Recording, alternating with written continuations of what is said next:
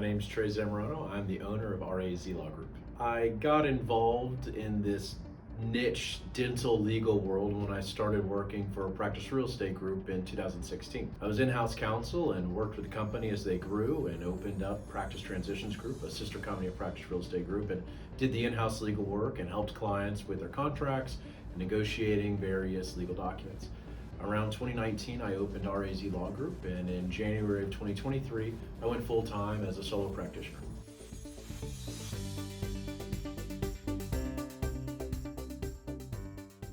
Selfishly, it makes my job a lot easier, but it also benefits the seller. So there are a lot of non-legal issues that will occur and rise during a practice sale. The broker is by far the best position to handle these types of non-legal issues. They range from anything from being sure that the utilities are changed when you go to close, to handling the employees that are current that will become the employees of the buyer, and everything in between. The attorney is not solely and exclusively positioned to handle those types of non-legal items. Most brokers want to secure their services on an exclusive basis. Because they're paid on commission, it makes sense that they don't have to compete for that commission amongst the same client. So if one client has 3 or 4 brokers working for them simultaneously, it's very unlikely that any of those brokers are going to be very motivated to secure the best terms. If something comes along, maybe they pay a little bit of attention to it, but you want somebody that's as focused as you are on selling your business.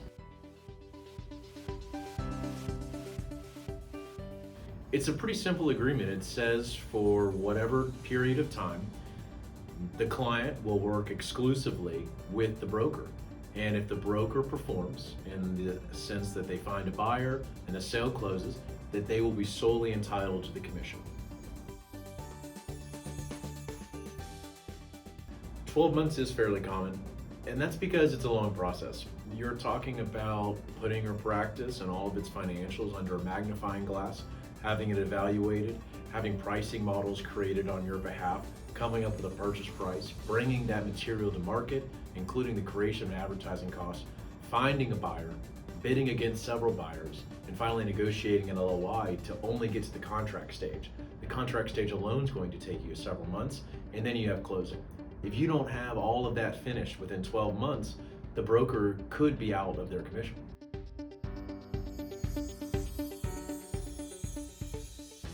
At the end of the day, it's about properly motivating your team.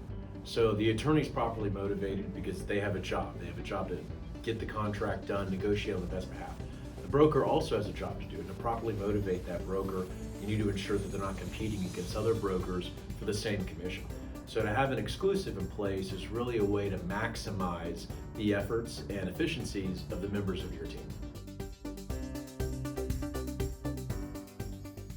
They're an immense help. So a lot of times attorneys can lose focus at the big picture. And a broker is really good at helping the collective team of either the buyer or the seller understand what's at stake here. If you get caught up on some rabbit hole legal issue, it may be helpful for a seller to have an outside voice remind them that we're not really doing all this because of some insurance issue or some liability issue. You're doing this to sell and retire and move to Florida. In every commercial contract, for whatever you're selling, there's typically a broker warranty, and it goes something along the lines of, with the exception of broker X, seller agrees and indemnifies and warrants that there are no other brokers involved. So to boil that down, if you have several brokers working for you, and then you represent in a contract that only one broker worked for you, should those other brokers come back and try to seek commissions or claim against the buyer or the seller, you could be liable for breach of contract.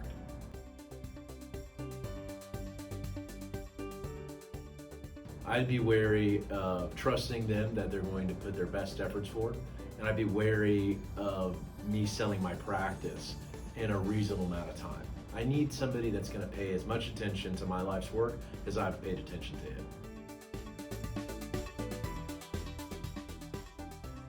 I think one of the most important aspects is making sure that your team is properly motivated. And to do that with your broker, it's signing exclusive. I also think it's important to keep your broker involved. By having an exclusive agreement, they're guaranteed to be more invested for the duration of the process, not just in finding and securing a buyer, but also through the contract stage and in through closing. Any healthcare provider with a transaction lead is a potential client of mine. I work on real estate matters and other types of corporate matters, generally mergers and acquisitions. That really just is a fancy way of selling. I help doctors sell their practices or buy practices.